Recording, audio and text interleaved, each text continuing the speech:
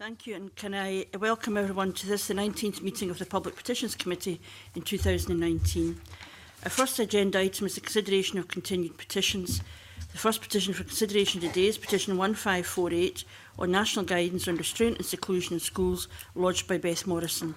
The petition calls on the Scottish Government to introduce national guidance on the use of restraint and seclusion in all schools and to appoint a specific agency to monitor the support and care given in non-educational areas, including the evaluation of the use of restraint and seclusion of children with special needs in local authority, voluntary sector or private special schools. At the last consideration of this petition in June 2019, the committee agreed to invite the Children's Commissioner to give evidence at a future meeting. And I'm pleased to welcome Bruce Adamson, Commissioner, and Nick Hobbs, Head of Advice and Investigations, Children and Young People's Commissioner, Scotland, here today. And I would also like to welcome the petitioner, Beth Morrison, who the committee invited to be here today alongside the Commissioner to provide any supplementary information that may be required during the evidence session. Can I now invite Mr Adamson to provide a brief opening statement before we move to questions? Thank you, Convener. Good morning, everyone.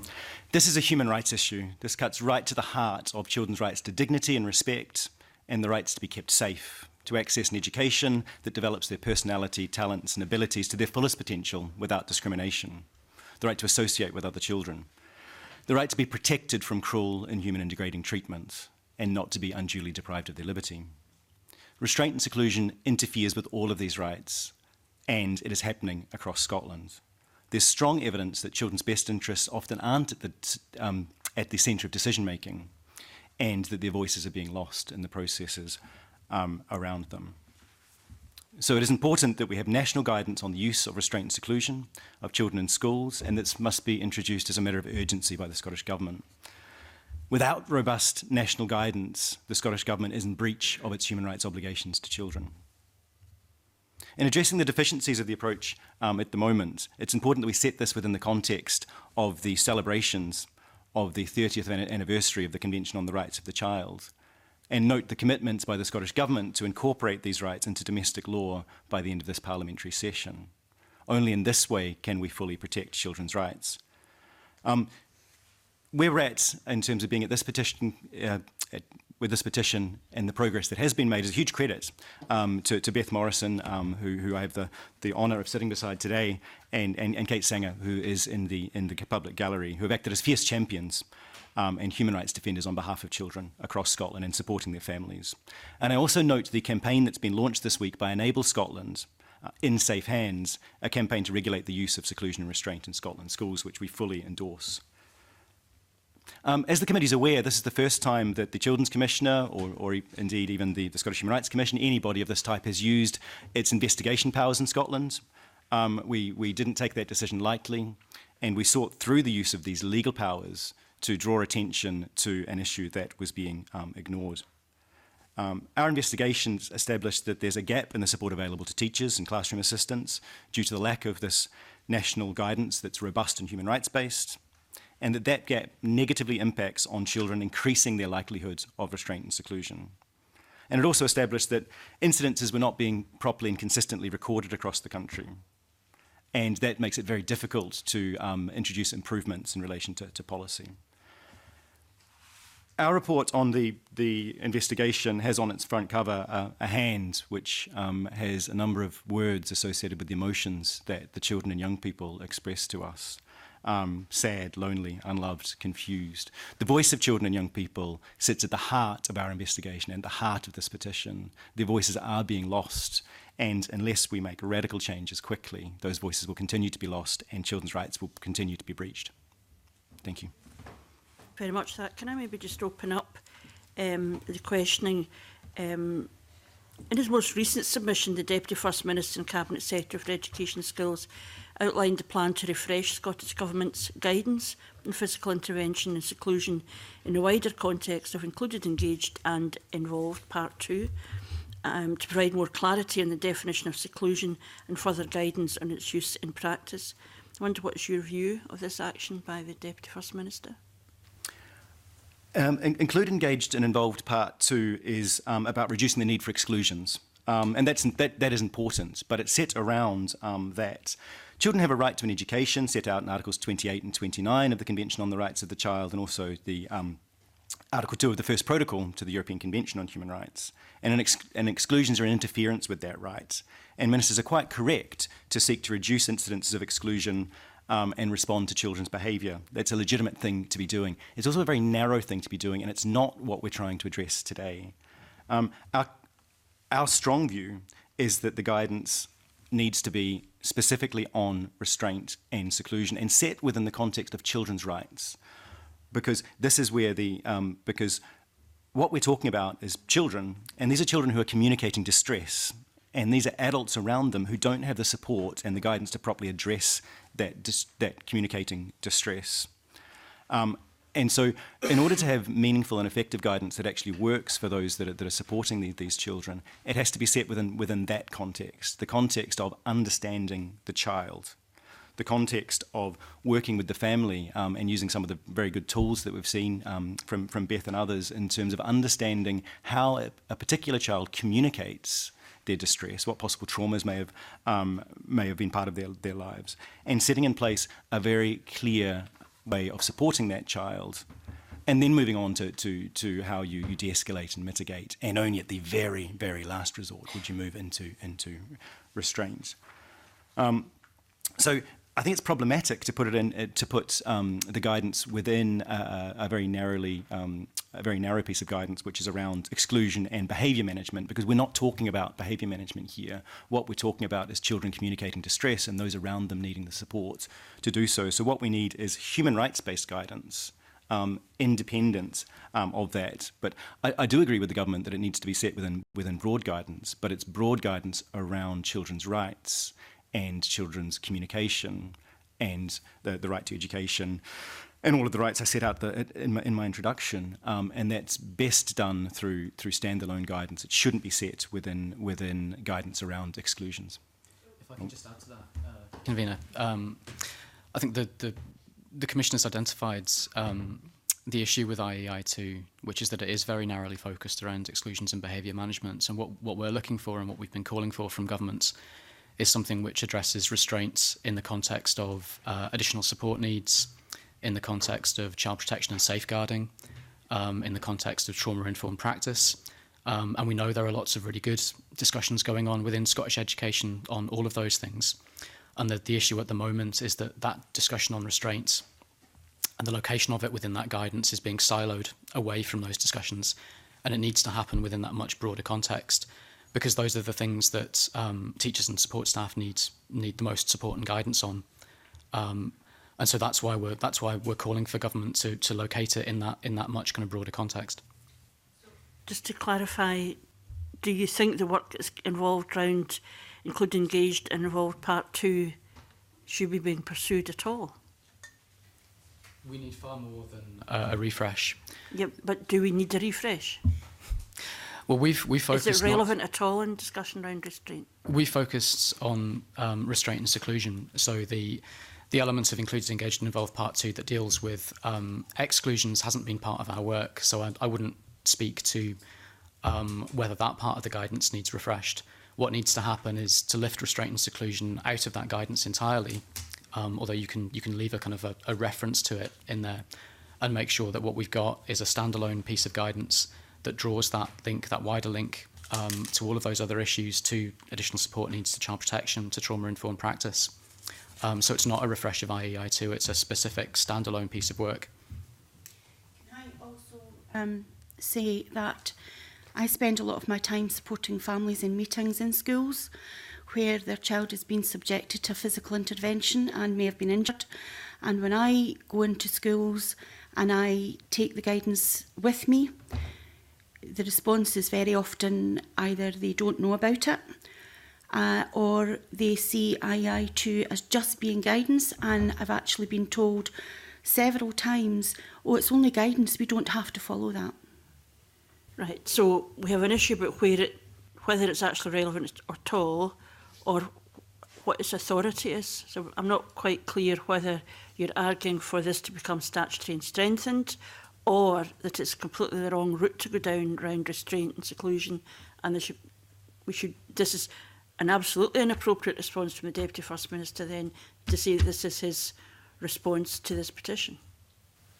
It's both. Yeah. So we're saying both that the current guidance isn't adequate, so it amounts to 2 pages, and it's in the wrong place. So it doesn't provide enough detail and enough support for teachers and classroom assistants who are needing guidance and support on this, and it doesn't adequately protect children's human rights.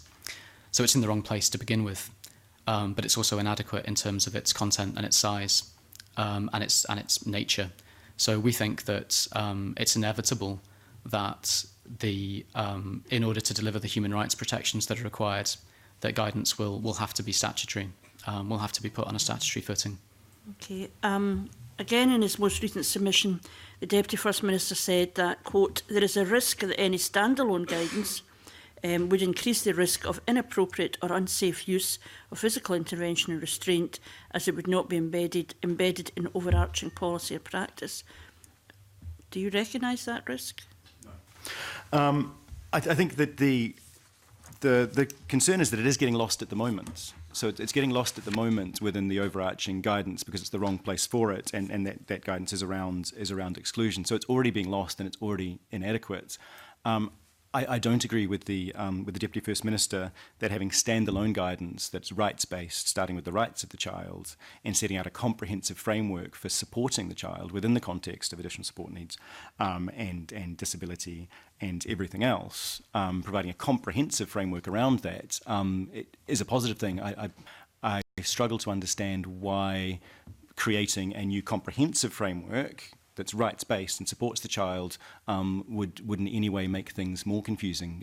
To my mind, they would make things much more simple and clear to those people working in school settings with children and young people. And that's teachers, but it's also support staff. And so they would know that they've got this guidance. It's very clear. I think it does need to be statutory, and it has that force of law. And they know that they can be fully trained up in that and understand it, rather than setting it within the context of other guidance where it's a very small part and it's already getting lost. So I don't agree with the Deputy First Minister that having it standing outside separately creates more risk. I think it actually is required in order to deliver on children's rights. Okay, thanks. Gail Ross. Thank you, Convener. Good morning, panel. Mr Adamson, you said in your report no safe place, and you mentioned it in your evidence about restraint and seclusion being used as an absolute last resort.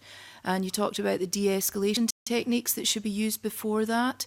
Can you give us an understanding of what those techniques might be? And could you also explain, do you have any evidence of good practice about the training of these techniques in schools? Yeah, thank you. The measure of last resort is something that's consistently found across kind of international human rights law, and so these protections are found within the European Convention, within the Convention on the Rights of the Child, Disability Convention, and the Convention Against Torture. This is a very well understood part of human rights law, and needs to be set within the context of, if it's not last resort available at the time, you need to look right back to the start. So what can the state do to ensure that you never get to there, rather than saying, at this moment, the only option available to us is the use of restraint or seclusion. You need to look back a lot further, and you need to look back further even than de-escalation, because once the situation's escalated, there's already been mistakes made, in my view. So the starting point is around knowing the child, and again, some really good examples that I think perhaps Beth might be able to speak to in terms of some of the aids that we use, and like the passport, so understanding a child's needs, understanding how they communicate, understanding the things that might trigger their action, understanding trauma-informed approach to that. And so all of those communication techniques and support, those are the most important things in keeping us away from the last resort, to try and not even have a situation where things do escalate. And then moving into de-escalation and minimisation techniques, and having a lot of support around that. All of the good practice around that involves having a kind of relationship and building a knowledge of why the child's displaying this distressing communication behaviour. So it needs to be set within that distressing behaviour. And that can present challenges to adults in dealing with it, and they do need training and support, but it has to be set within the context of understanding this child is communicating distress. And the de-escalation and minimisation techniques that then follow need to be based around that. But there may be circumstances, and there will be circumstances where you do have to use as a last resort. But you should, in every case, be able to evidence the things that you did right at the start to say, We worked very hard to know this child, to understand their behaviour. Here's all of the things that we did. Last resort isn't just what's available on the day at the time. It's part of a story about what you've done to work with this child. But I think Beth might have, in terms of specific examples. Yeah, I think we have to train staff and equip them with the skills that will help them in the classroom. They should be trained in proactive strategies, and we hear a lot about de-escalation. And as Bruce said, by the time you have to resort to de-escalation, you've lost it. We have to be proactive in understanding how the child communicates. We have a communication passport that I think Mr Swinney shared that back in April 2017, that my colleague Kate Sanger and her daughter developed for Laura. We use that. We have all the details in there about what the child likes, what they don't like, how they communicate, their diagnosis, how that affects them. And it's very much about understanding the child and giving the staff the information that they need in order to support the child. We also have a bespoke positive behaviour support plan in there. It's based on a traffic light system. So, for example, green is where you want your child to be. So what does the child look like when they're green? So they're happy, they're chatty, they're smiling. Amber sees them moving into, anxiety. Things aren't going well. Is it the lights that are too bright? Is it too noisy? Do we need to change the environment? Do we need to change the task that the child is doing? Or do we need to change the person that they're working with? And all these things are put into place before you ever get to red, which is when the child is really beginning to escalate. And it's all about meeting the needs of the child in a proactive way. We have staff at the moment who are given training in restraint, and we've already said that's the wrong kind of training. Because staff tend to use that as a first resort. When Kate and I did the data, we collected 430 case studies from families, and between us we could only find one instance of a last resort, and it was when a child was trying to leave the building and run into a road, which they didn't have the understanding, they'd no road safety, they'd no safety sense. That to us was a last resort. But we also saw a lot of the children being subjected to restraint and seclusion as a punitive measure, I'm afraid.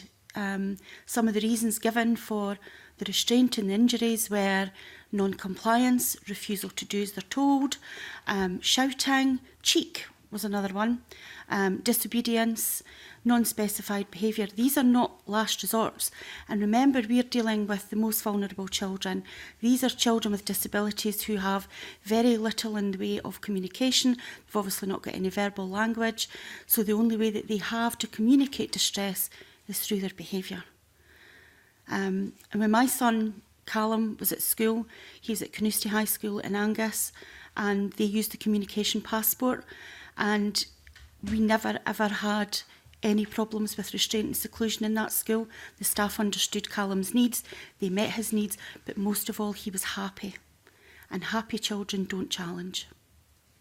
And I think the really compelling data that Beth and Kate have pulled together illustrates something quite important, and it came out through the investigation report as well. So you'll see from the report that we have identified examples of good practice within local authority policies where we discovered them. But the issue is, and I'm aware of, I've been in meetings where teachers and classroom assistants have talked about specific approaches that they've used within their schools, which have sounded really, really positive. I was talking to Jennifer Nusson, who's the head teacher at Petitions East Primary School in Fife a few weeks ago, and she talks about exactly that point about banning the use of the term challenging behaviour. So she recognises all behaviour as distress behaviour and looks for the underlying causes of it and responds to it in that very human, that very compassionate and that very empathetic way. What we're lacking, though, is an ability through national guidance to identify good practice consistently and to allow it to be rolled out. So to provide the level of support and empowerment that head teachers like Jennifer, teachers and classroom assistants need in order to be confident that what they're doing is good practice. So just one final question on the back of that, and I know what the answer is going to be, but the passport obviously works very well. Would you like to see that in initial teacher training and also rolled out through CPD and also put into guidance? That would be fabulous. Yeah, So obviously. basically just a trauma-informed approach to everything that we Absolutely. do in education. Yes. Okay, thank you. And this would bring benefits not just to the children that are at risk of restraint and seclusion. This is just good practice for working with children and young people. It's a rights-based approach. And what I think has been really positive is that teaching unions, EIS and Unison have been very positive about the report. We were very clear in the investigation that this was not intended on an attack on teachers or support staff. This was recognising the failures to put in place the support and training and guidance that they needed. And so we've had really positive responses from teachers' organisations and others recognising the real value to their members of providing this additional support, because by the time things have escalated to restraint and seclusion, this is not something that anybody enjoys, and the trauma that we're putting on teachers and support staff when things are escalating to that level have to be addressed as well. We have to recognise that as a human rights issue, and so we're really pleased that we've had such good support from those that actually are providing these key supports to children, and they're just calling out for more support and guidance to make sure that works effectively. Brian Whittle. Thank you, Convener. Good morning to the panel. You kind of alluded to this, but in his most recent submission, the Deputy First Minister said that with working with local authorities, that there are clear examples of good practice being implemented across Scotland. I wonder if you agree with the Deputy First Minister's view, and perhaps you could let us know if you're aware of any local authorities demonstrating that good practice. We can certainly draw some of that out from the investigation we did, and I know that Beth has some really good examples as well. What I would say by way of introduction is that we have had very good engagement with local authorities. They have received the investigation reports generally quite positively, even though it is very critical of the current arrangements. And I met with the chief executives from local authorities collectively, and I've also met with a number kind of individually, and there is really good engagement on this. There is a real desire to formulate good practice. The challenge is making sure that that's national and consistent, hence the need for proper guidance. But we can draw out some specific examples, I think, Nick. Yeah. So looking at the investigation reports, two of the examples we drew out were around Dumfries and Galloway, which has a section in their recording forms which asks staff to consider how their actions supported the child's best interests, so drawing directly on Article 3 of the UN Convention on the Rights of the Child. We felt that was a really positive way of making kind of human rights real in terms of the process that staff go through. You can also look at Fife, which was one of the few authorities that recognised that seclusion creates a significant risk of unlawful deprivation of liberty for children in terms of Article 5 of the European Convention. We've also done some follow-up work recently with the authorities who we'd identified didn't have policies in place, and Renfrewshire, which was one of them, has sent us their draft policy that they're working on, and it's there are some really good elements to that. So a much greater recognition of children as rights holders within that. There's still some work to do on it, and we had some constructive feedback for them on it. But it felt like a positive step forward from that point of view. So I would agree that there are examples of people doing their best and people trying to take this kind of approach.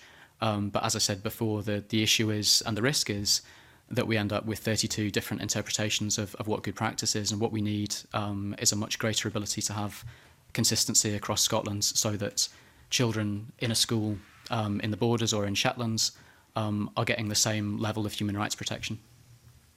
So just to sort of square that circle, then you would suggest then that there's a significant level of disparity around the approach by different local authorities.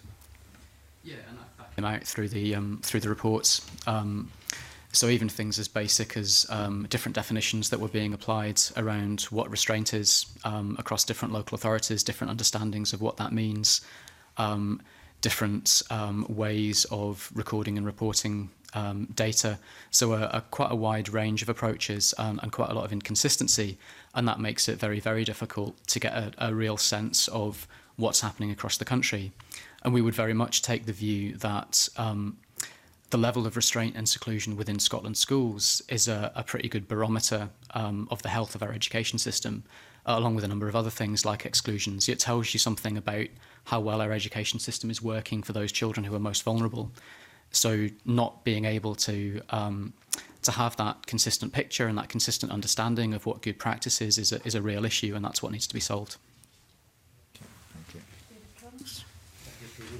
Good morning, everybody. Beth, in your recent submission in August 2019, you highlight the lack of representation on the Short Life Working Group and the use of physical intervention of experts in learning disabilities, the Mental Welfare Commission, the Equality and Human Rights Commission and the ASN Tribunal Service. Do you share these concerns? Yes, I was invited along to the government's Short Life Working Group on this. And when I saw the list of participants, it seemed to me to be very top-heavy. And I've always said that we need the right people with the right expertise to write the policies. And to me, there were key figures missing from that Short Life Working Group. I believe that we should have had expertise of learning disability in there. We should have had the Mental Welfare Commission. We should have had somebody from the ASN Tribunal Service, somebody from the Equality and Human Rights. And I just felt that in the absence of having those people on board, we weren't going to be able to write the policy, or, you know, we didn't have the right people with the right expertise to give the government the information that they needed to write the policy. So I had to decline because I felt that basically I would be overruled in anything that I said. And it was a very tough decision for me because I'm very nosy and I wanted to know what was going on. But in the end, I just felt I couldn't participate. I think as we've said before, what we're looking for is something that's much more substantial than just a refresh of existing guidance. What we want is the best possible guidance that seeks to reduce the need for restraint in the first place. And so we would expect the approach to putting together a working group to be based on looking at who the stakeholder groups are in the first instance. So certainly local authorities, but also very much children and families would be part of that. And then what are the particular kind of skills and expertise that need to be assembled around the table in order to get the best possible guidance. So that would obviously be, as Beth's already talked about, it would be around additional support for learning, it would be around trauma-informed practice, it would be around child protection and safeguarding, so a lot of the issues that we've already talked about. And there are some gaps, or there were some gaps in terms of the government's understanding of who would be part of that working group. So we would be looking for the government to commit to national guidance and a working group that's able to deliver the best possible quality of guidance. Can I ask if the Commissioner was invited to be part of that group? Yes, we were. And you declined? We declined on the basis that we were clear that the group wasn't going to deliver the level of human rights protections that children... So it's not a question of whether it's the right membership, which I think is the petitioner's argument? You don't think the Short Life Working Group should exist? We don't think that a refresh of IEI2 will deliver adequate human rights protections for children. So we agree... You didn't think it would have been worth engaging with the government even to make that point through this vehicle of the Short Life Working Group? We're engaging with the government through other means. So we've met with the Deputy First Minister and with his officials. So that's our route to communicate. So you had one meeting with him? One meeting with him. Do you think that is as useful as being part of a group where, even whether it was limited or for arguing for change of the membership, might have been more productive? We think the key issue is about what the government's committed to. We need the government to commit to national guidance. So as long as the government's only committed to a refresh of existing guidance, then we didn't feel that that was a... And you don't think the Children's Commissioner has a role in the conversation, even if it's not about this element of it, but the more general policy area around what's acceptable in our education system for young people, around physical intervention? Would it not have been worthwhile being part of that group? I mean, you might not think it's going to solve this problem, but would you not think it would be worthwhile being engaged in the broader policy development that is going on in that group? Sorry, that group was specifically put together to refresh IEI2 with a view. And you think there's no with role for that in our education system, separately from whether it has a role in addressing the concerns of the petitioner? Well, that was the only reason. You don't think the Scottish Government should be doing work on that policy at all as it affects any young people?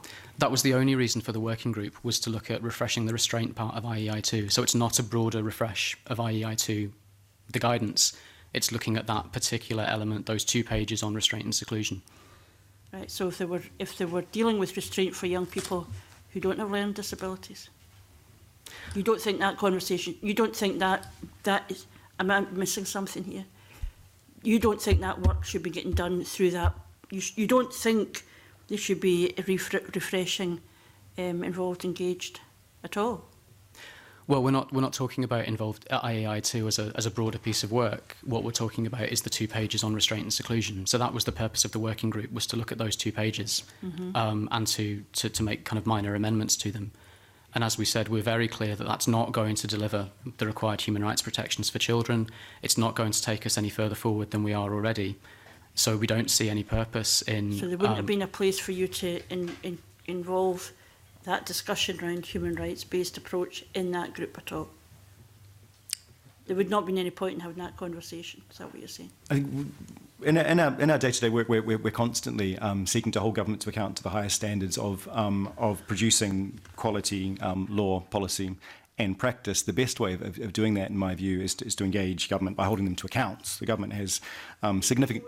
I mean, I'm maybe taking us down a rabbit hole here, but you chose not to participate in a working group that the government invited you to be part of, and you chose rather to have one-off meeting with the Deputy First Minister and officials. No. Can I be clear that it's a one-off meeting in the context of other discussions, so through correspondence and through discussions with officials.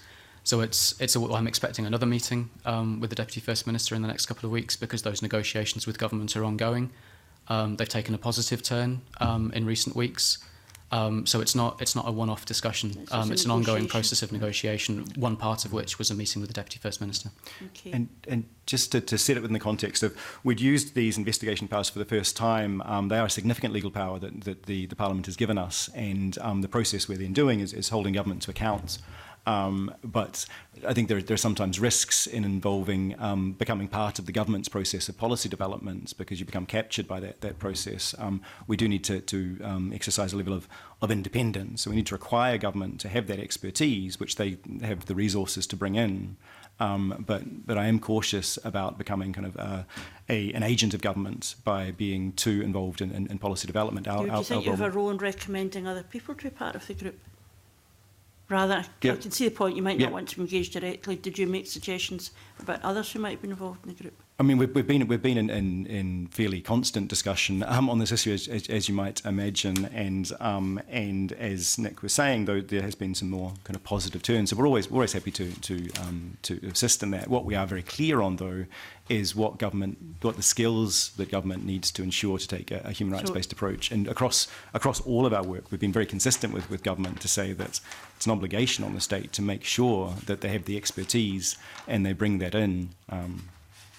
So you're having direct engagement around your report with the Deputy First Minister? Yes. Specifically on how they will implement the recommendations? Yes. Okay. Can I just sure. also say that before I declined the invitation to the Short Life Working Group, I had a meeting. Kate and I met with a government official and someone from Education Scotland, and they were very clear that statutory guidance was off the table. And they actually said to me that if you want to have statutory guidance, then perhaps you're better not being part of the Short Life Working Group.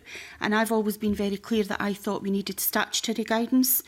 I mean, can I just say, can you imagine the government allowing a council to follow own policies within a framework of voluntary guidance if this was racial discrimination, if it was religious discrimination or sex education? That's not voluntary. To me, this is a disability discrimination matter.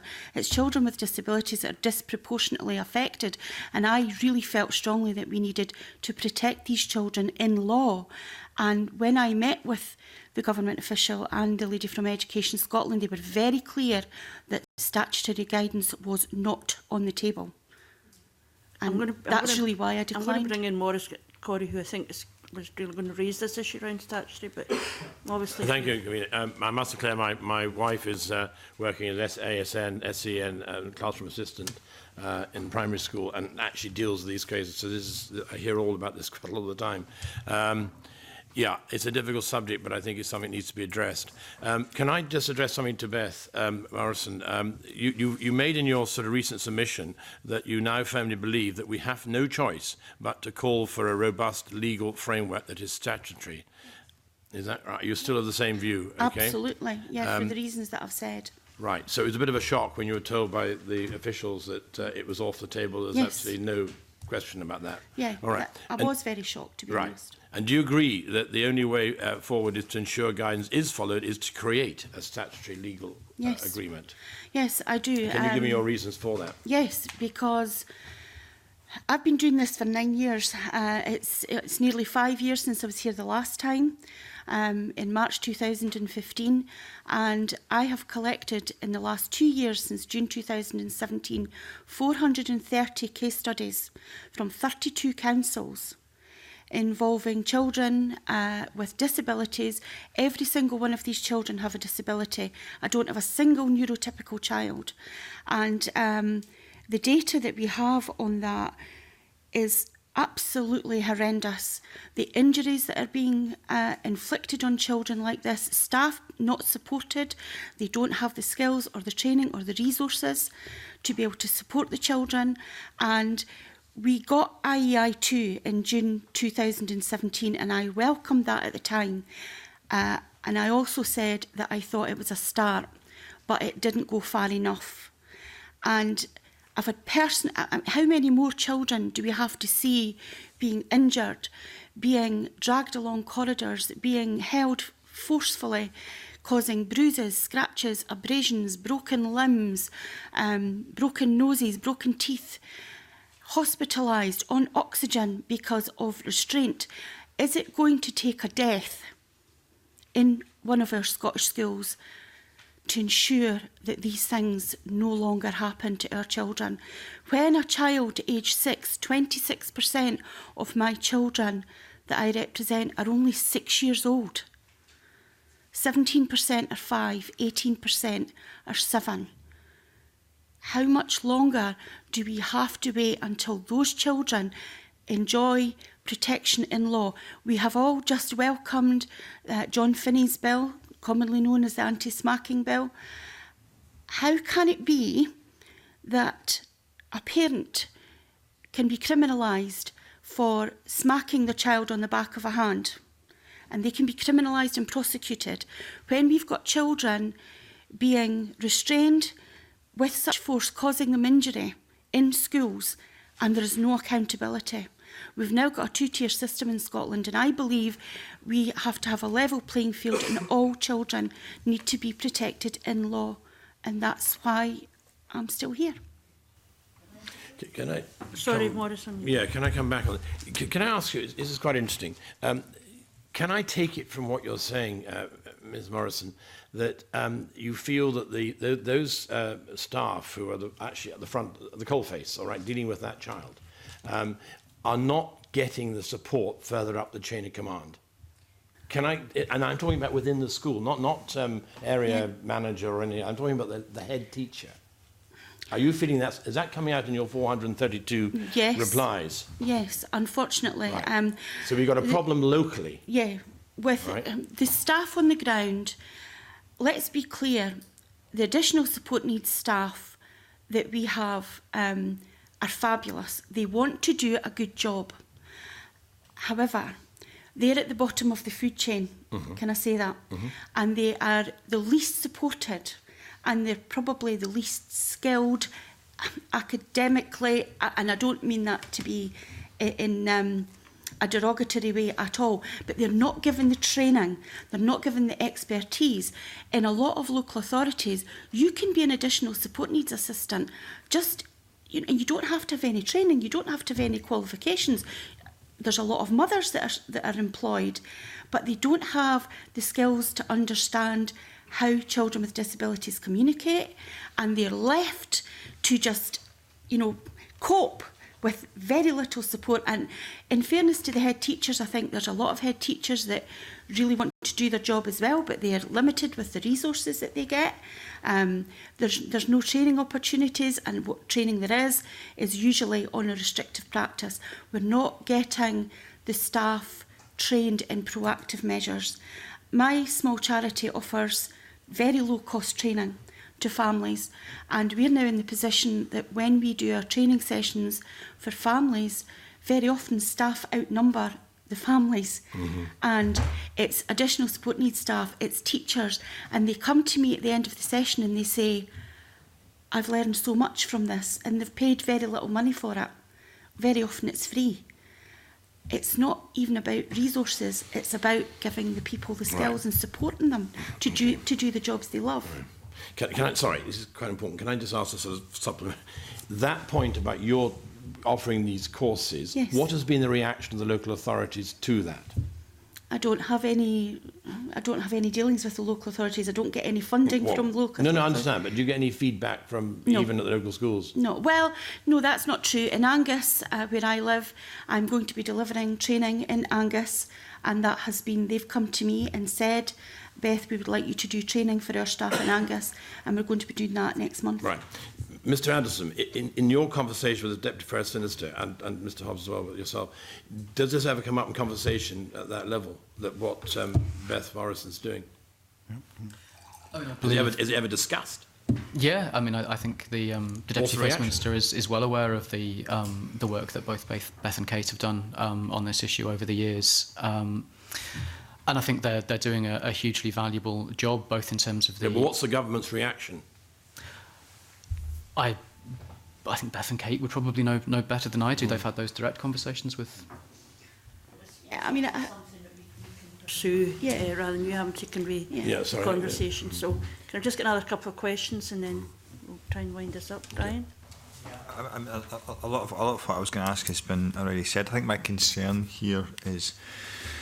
I have a friend who works in this, and a more loving person you couldn't meet, but is assaulted on a daily basis and has little support from the system, if you like. I think my concern around this is if do they have the time to gain the training and the knowledge, and would they be able to if they're forced to implement statutory guidance. And that, do they have the support to be able to implement statutory guidance? I think is my concern. This cuts to the heart of the matter, in that this is an obligation on the state. In my introduction, I talked about all the rights that are being breached here. It is the government's job to ensure that resources are made available, to ensure that everyone is fully trained and fully supported, that there's very clear guidance. But all of the good practice that we talked about, that's a rights obligation on the state to ensure that happens. And what we see is that the responsibility for that seems to be getting passed down and passed down and passed down. And so what you get is a breach of children's rights because the support hasn't been provided right from the top, but the obligation sits at the top. And so it comes down to setting in place this very clear guidance and support, making funding available for those supports and that training, the type of training that we talked about kind of earlier, the understanding of the passports, the understanding of communication needs, so that things don't escalate to anywhere near the level where teachers and support staff are being assaulted. The way to reduce that is to get the training in on the early communication support needs, and that requires leadership from rights duty bearers, from government, local government funding. And it's really striking that the really constructive conversations that we've had with EIS and Unison, and I spoke to Unison just last week, most recently, and they were reflecting exactly that point, that the significant numbers of classroom assistants that they represent aren't getting the time at the moment to do training and to do the right training and to be supported to understand the child, so that they can respond in a way to the child's needs that doesn't result in situations escalating and them ending up being assaulted. And they very much see national guidance and kind of requirements around recording and reporting as being protective measures for those staff, because it will require there to be space made available to allow them to do that, to allow them to engage in reflective practice, and to get the kind of the support they need to do the job in the way that they want to be able to do it. Yeah, I think, well, Nick, you touched on it there. It is about support, and it's not about attacking teachers or saying you're doing things wrong. It's how can we do things better. But we're about to incorporate the UNCRC into Scots law. So won't that almost force the Scottish Government to address this situation if they haven't already by then? The huge strength of incorporating the CRC, which is the most important thing we can do to protect rights, is to make these rights more enforceable. So it does give us extra levers to apply, and particularly the way that the convention's constructed. If you look at Article 4, it requires the state to demonstrate that they're using all available resources to ensure that children's rights are met, and so it requires additional demonstration of meeting the obligations, and so would give us additional power to hold government to account around things like budget setting, lack of guidance. We do have legal means available at the moment in some circumstance, and obviously we would always look to explore those. But the CRC incorporation will hugely strengthen our ability to ensure that children's rights are met. And so that's why it's such a high priority, and the children who will get the most benefit from incorporation are those whose rights are most at risk. And when you consider the rights breaches that we've been discussing this morning, that's really important. But it is important to note that the experience of other countries that have incorporated the CRC show that what you end up with is much better decision making and kind of budgetary process and all of those things done proactively. It doesn't lead to additional litigation. So we wouldn't see the CRC incorporation as a tool to kind of litigate government, but it will require a change in the way decisions are made, particularly around things like funding and support and guidance, because there's a clear requirement in the CRC to demonstrate that you've done all that you should have done to ensure that children's rights are met. Can I just, in conclusion, just to have the Commissioner confirm that you support that the guidance should be statutory? Yes. And has the Deputy First Minister told you that the possibility of statutory guidance is off the table, or is this officials conveying a message which may not have actually come from government? Discussions with government are ongoing, and I think it would be fair to say that since the reports on the investigation was issued, government's come a long way in some of those discussions. I think it would be fair to say we were somewhat disappointed with government's initial response, but those discussions are proving to be useful as they go along. So I'm not clear of any fixed decision that's. So you think there's a different? You're not aware then that at the Deputy First Minister's level he is ruling out this as an option? Because it may be. I mean, it seems pretty fundamental that the petition won't go on a working group, and I hear what you say about the working group, but the actual fundamentals of it, she was already told that it wasn't going to be, that was not an option. I want to know if you've had that confirmed by the Deputy First Minister in your conversations, or do you believe that the government is still considering that as an option? I would say that the government's strong preference, as far as I understand it, is not for statutory guidance, but it's still something that is part of the negotiation and discussion that we're having with governments at the moment. Okay, and final point, will the Commissioner be engaging with the budget process? Because it feels to me that rights are only enforceable, as we've had a conversation about it, if you deliver the means to them being enforced. And I think that's a very interesting example a petitioner gave of what is being allowed in the system round restraint, in contrast with a bill, bit of legislation that this place has passed round young people being equally safe. So will you be engaging in the process? Are you planning to have an analysis of the budgets where this enforcement of rights will be impossible because the budgets are not there to deliver it? I think you make a very good point. When we talk about the Convention on the Rights of the Child, our focus at the moment is on incorporation, getting the law in place, but the general measures of implementation that the UN set out for the Convention includes things like impact assessments and rights-based budgeting. There's a lot of work that's been going on globally, and some of the work we're starting to engage in is around models of rights-based budgeting and analysis. And so a lot of our focus is on trying to provide decision makers with those tools. We are an office with limited resources. And so in terms of which analysis we're able to do on which elements of the budget but you would accept it would be as effective, at least effective as going to the courts, because to support somebody to ensure the law is enforced, that actually they're having that conversation around what you need to do in budgeting terms to deliver on the incorporation rights is pretty important. Children's rights-based budgeting is absolutely key. We've got a long way to go before we're able to provide the tools to decision makers to do that. And I think that's going to be something that we're going to want to put a lot of focus on over the next few years, the measures of implementation that go along with incorporation, but particularly things like rights-based budgeting, developing the models that are going to work, and ensuring that decision makers have those tools and understand the obligations that are on them. There is work to do there, but the key thing for me, I suppose, is making sure that those that set budgets and deliver budgets have got training and understanding and the tools to do proper rights-based budgeting, and we're quite a long way away from that, I would say, but it's certainly going to be a priority in terms of assisting decision makers to take that approach. And we can look at kind of budget analysis, but I think what's really important is actually changing budget processes, and again the voice of the child being in that as well as an understanding of children's rights. There's not very many good examples of that at the moment. If you believe that people in the front line are not suitably resourced, trained, and supported, and you see a cut to a budget to education, would the Commission in those circumstances intervene? Yes, and we do comment on that. Possibly following incorporation, there might be legal mechanisms to intervene as well around that. But at the moment, we do draw attention to those issues across a number of issues, not just related to this, but on a number of rights issues. And a number of the young human rights defenders that we've been working with over the last few years have raised issues about funding cuts to things like music tuition, to things like transport in rural areas.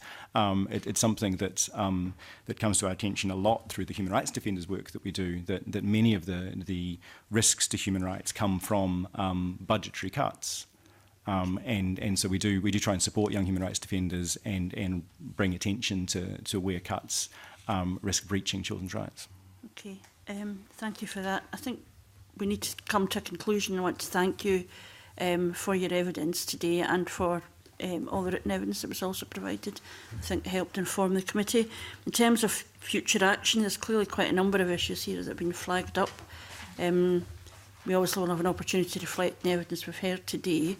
We can certainly do that. In terms of other action, Brian? Thank you, Convener. I was listening to the evidence here and looking at the practicalities of implementation of statutory guidance. I work across 3 different council areas and 3 more disparate approaches to this you couldn't find. So when we're looking at this, I'm looking at if we're going to properly educate, that's time away from the classroom, and we all know the pressures that our educators are under as it is at the moment. So I think it's a very wide, it opens a lot of other questions as well to me around the whole education system. So, and the other thing that strikes me is around statutory guidance, and I'm not a legal mind, of course, but how problematic it is to define around statutory guidance, what we're looking at, not just the implementation, how you define it. So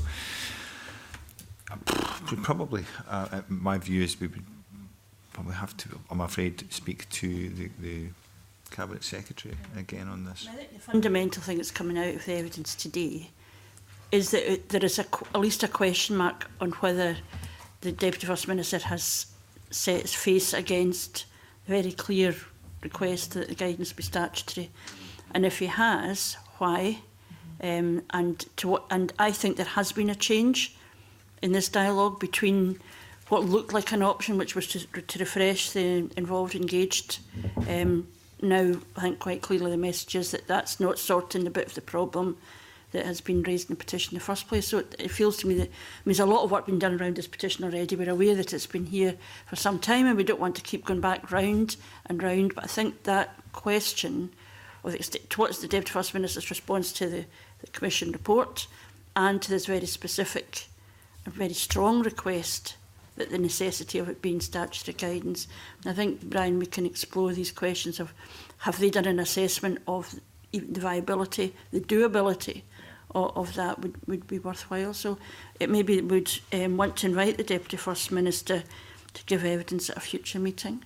And I think we then have that, I think, very specific suggestion that perhaps there are things being said that perhaps the Deputy First Minister himself is at least having a conversation with still, so we could maybe do that.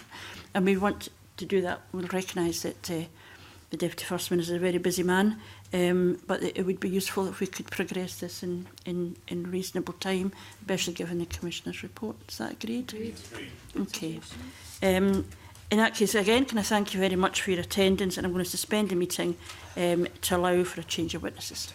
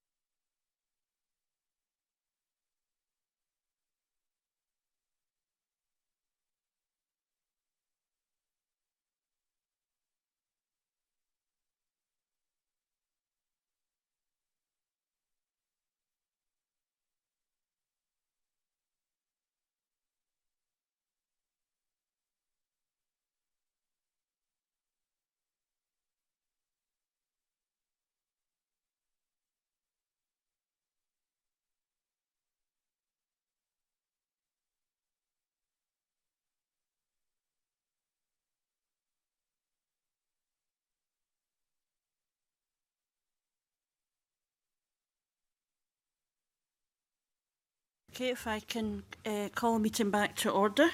And we can move on to the next petition for consideration today, which is petition 1319 on improving youth football in Scotland, lodged by William Smith and Scott Robertson.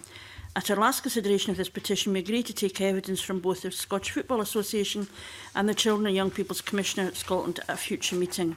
So joining us again for the consideration of this petition is Bruce Adamson, Commissioner, and I welcome Diego Quiroz, Acting Head of Strategy, Children and Young People's Commissioner in Scotland.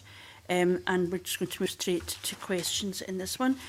Can I, first of all, say you will be aware the former Commissioner undertook a substantial amount of work to consider the regulation of youth football from a rights perspective. And we note from your correspondence in March that you do not intend to continue this work.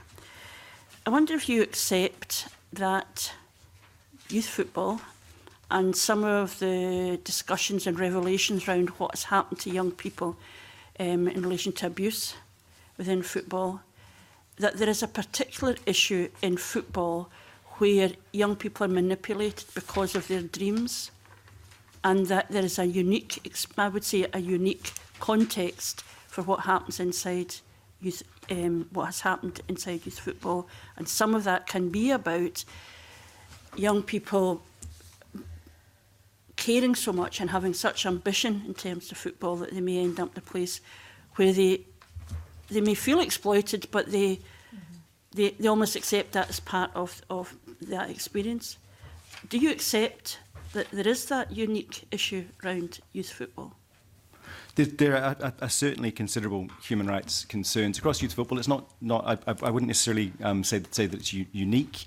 We have to set this in a broader context of child protection in terms of what you're talking about. And there's a lot of work we need to do across Scotland around child protection in everyday life, but also particularly in sport, and accepting that football is such a big part of life in Scotland for so many of our young people. And it speaks directly to their rights to education, their rights to association and play, speaks also to child protection.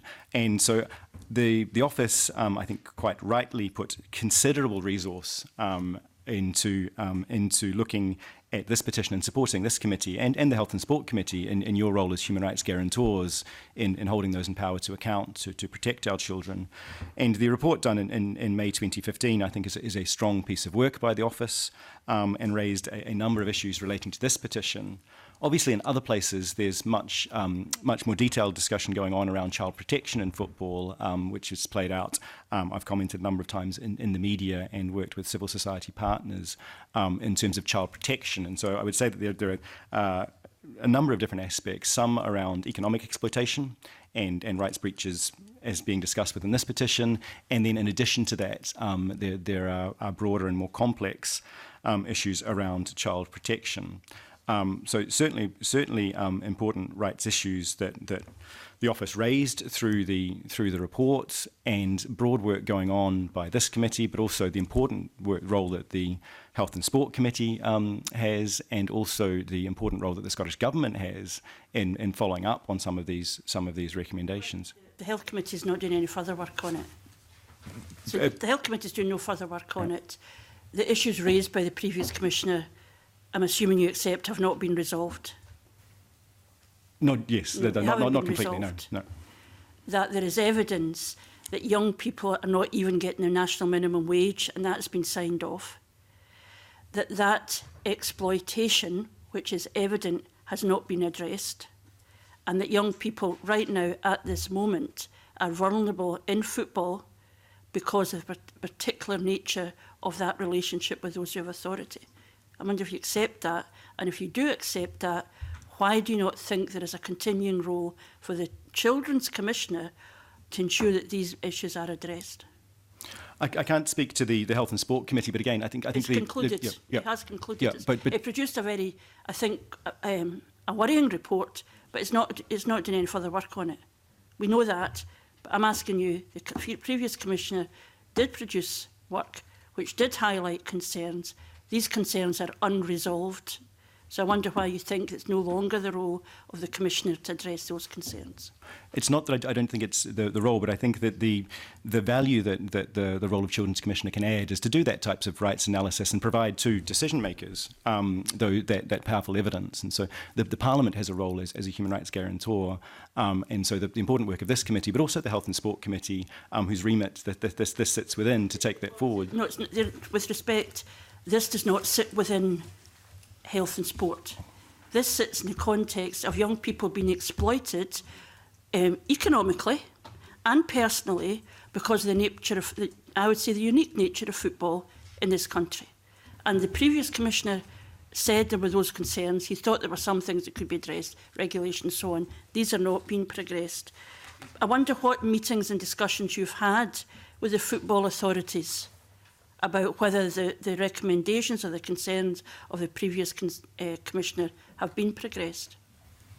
So not long after I came into role, I'd spoken very publicly around concerns around child protection within football, particularly in the context of some of the very concerning breaches of children's rights.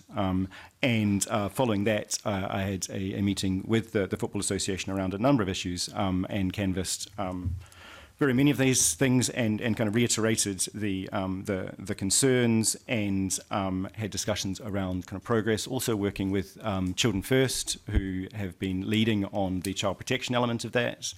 And so we work very closely with civil society partners who are taking forward the child protection side of that, and also working with government in relation to that. So particularly the child protection improvement program, which is cross-sectoral, and so we've been ensuring that across the board, all children, but particularly children in sport and particularly children in football, have much better child protection systems in place. That's always going to be part of our work. We've also worked with the Scottish Human Rights Commission on the National Plan on Business and Human Rights, because I think, as you point out, Convener, there is a real concern in the imbalance of power between business and children. Can you clarify, how many meetings have you had with the football authorities? One. And when was that? It was in 2017. October 2017. Right. So the previous Commissioner has said there are serious concerns in football around economic issues, around violation of young people's rights, and the potential for young people to be exploited simply because of the nature of football. And you've had one meeting with the football authorities. I felt that we'd made the recommendations very clear to the Parliament. But you weren't concerned about following up with those recommendations? We felt that they were before the Parliament, and further work was being done. In setting the priorities for the office when we came in, we consulted very widely with children and young people and with civil society, and built a work plan around that, which led to things like the previous petition discussion around using our powers to do an investigation into restraint and seclusion. I think we would accept was very, very illustrative of the importance of human rights and the gap between what government says and government does. But I wonder whether, I'm going to let other people in a moment. I am very struck, and I think the committee in all its iterations, all its members, is very struck by the way in which football, because it's so central to young people's ambitions, young boys in particular's ambitions, that the fact that they are financially exploited, are vulnerable. We know in the cases of abuse that young people have talked about that power relationship, what the footballing coach could do to you and what that meant for your dreams. That the idea that we could sit with something that's at the centre of Scottish life and is exploiting young people in that way and is a place where young people can be exploited, we do think it's a huge issue. And we do think, as the previous children's, I don't think I'm putting words in other people's mouths, that we were very encouraged by the previous Commissioner's willingness, as you have done on other issues, to say government has to do something about this. Self-regulation isn't working. But you have not, as a commission, even asked the football authorities whether their self-regulation is working. Is that right? If I may here, good morning. And can I go back to your key question there? I think there is some risks which are emphasized for children in football and in sport, but they are not unique. Of course, they are emphasized in terms of your economic exploitation, abuse, overtraining, substance. Sorry, I didn't say, with respect, nobody in this committee is saying it's unique. Yeah. Nobody's saying it's the only place where it takes place. Just bear, it's a particular set of circumstances that have been highlighted. And the question we're asking is, why is the Commission, the Children's Commissioner, no longer engaged? If it has to be self-regulation, why is the Commissioner no longer engaged in even a conversation about how they're changing their practice? But my position is it shouldn't be self-regulation. And again, we've put forward recommendations. But the recommendations are before, these are recommendations, the rights analysis has been done and it's before Parliament, and the work that we're doing more broadly on child protection and on business and human rights will certainly have an impact on this. But in terms of finding the best value for the use of our limited resources, the focus needs to be on ensuring that that we do the thing that we're good at, which is the rights analysis, and then pass to decision makers and those that can hold government and NCBA to account. So you don't have a role in where the law's been broken. The law has actually been broken, as far as our evidence tells us, around the minimum wage. You don't have a role in that, but it's specifically young people. So, no, absolutely no. No? So, no, when the law is broken, it's up to the government and to ensure if human that... rights legislation was broken, you would engage in that, would you not? We don't have those powers. You wouldn't have the power to comment on it? Yeah, and we feel that... You're no longer going to be commenting on it. Is that right? We have commented on that, and we continue to comment, and we engage with the committee in a way that is supportive of the previous work, which was very important to identify those issues and to provide a set of recommendations to the government and to the Parliament and to the SPF. And it's up to them to take actions on that. We don't have any enforcement power to take those actions forward. But so you continue. So although in our last session you did say specifically there's an ongoing conversation with the Deputy First Minister about your report, you're not having those conversations about the report on regulation of football. So the investigation, because we used legal powers very recently in relation to which require response. So our legal powers require a response from government. We laid the report before Parliament. Okay. Those conversations are happening very much in that space, whereas the previous report was a report to this committee, and so that was the space that we thought the broader work that we're doing certainly does support this. And if we would really need to hope for is that you would do an investigative report, and then it would have authority. Well, I feel that we've done a report to Parliament. I mean, but you've already said these are limited, in contrast with the report that you've talked about. Yeah. And I'm not setting one against each other. Yeah. The evidence we got earlier was very compelling and very important. But you have made an active choice not to do an investigation into this field, where there is evidence of potential for abuse, and the economic exploitation of a group of young people. You're not going to do a report on that. And you're not meeting with the authorities even to check with them that they are pursuing the issues that were raised in the report to the Parliament around this issue.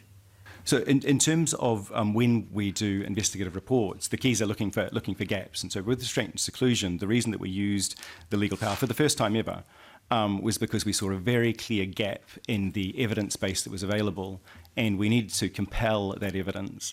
The office in 2015 did a report. They didn't feel they needed to do a legal investigation because they felt they could get the information they need.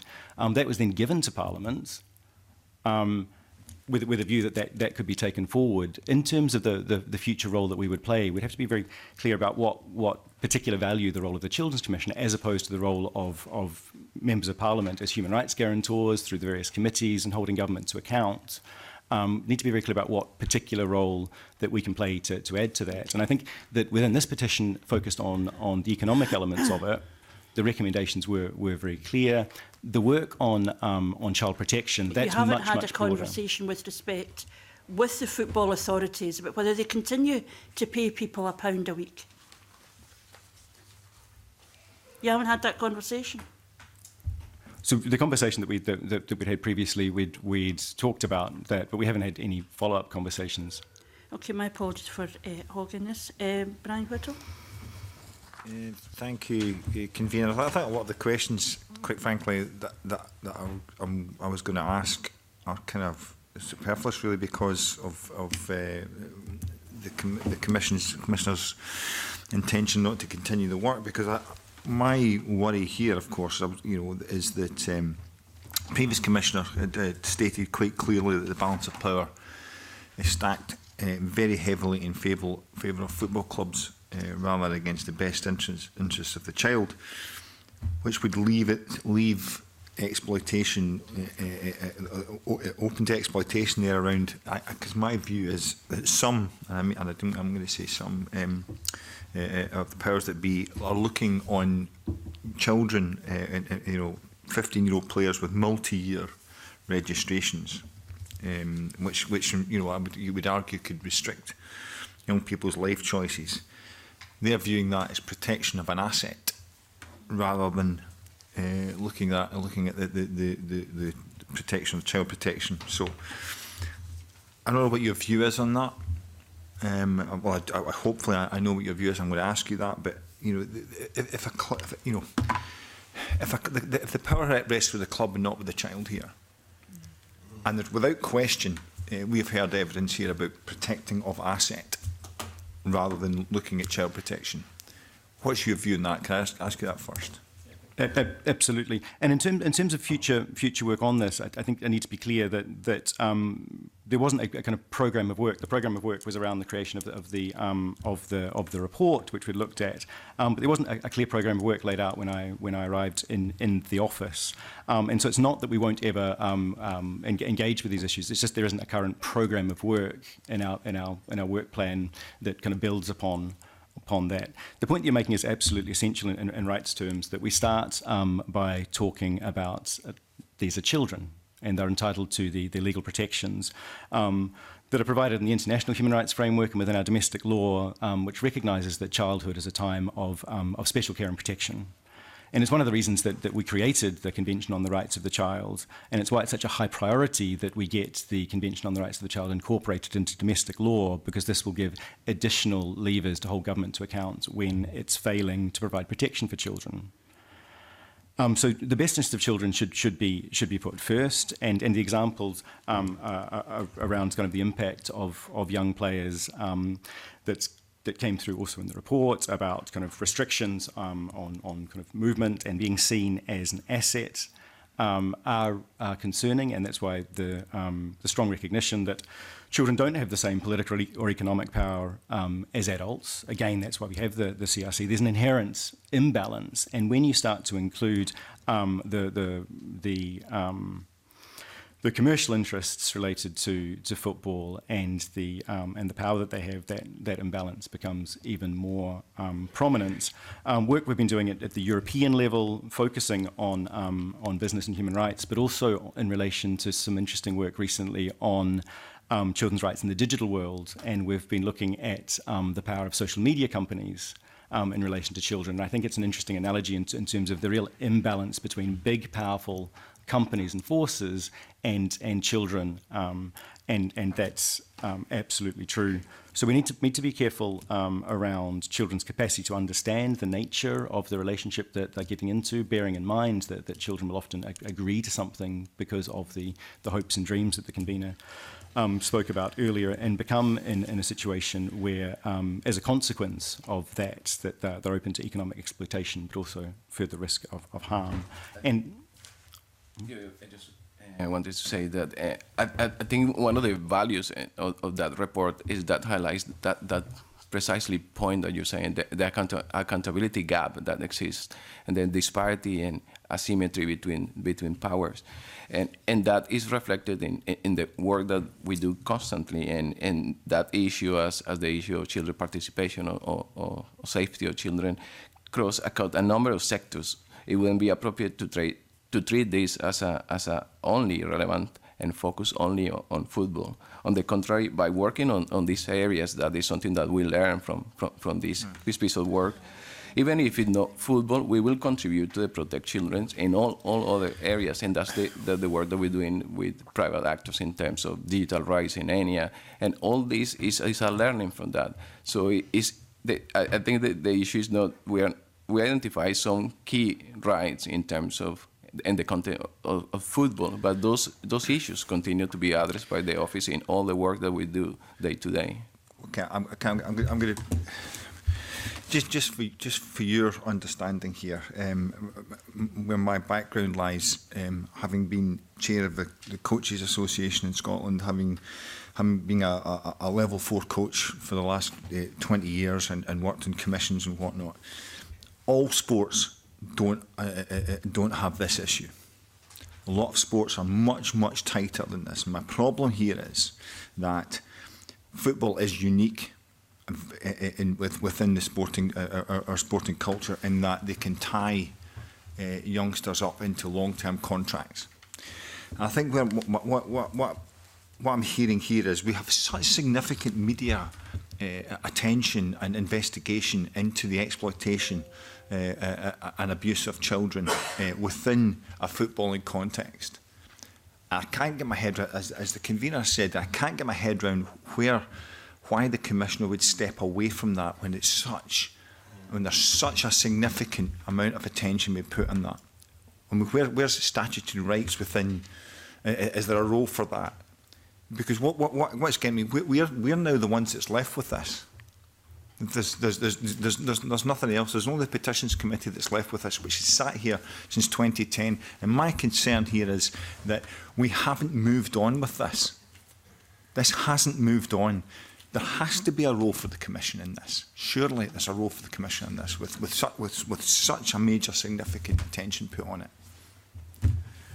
And the obligation is on Scottish Government, and it's important we do hold government to account. This committee does. Sorry, you're not holding them to account. You're asking us to hold them to account, and we rely on people like yourself for evidence here. And if people like yourself step away, that is going to weaken our position in terms of being able to hold the government to account. We have to be able to call evidence into this room, and quite frankly, I'm getting quite worked up about the fact that you're stepping away from this. We can't. It hasn't moved on. Okay.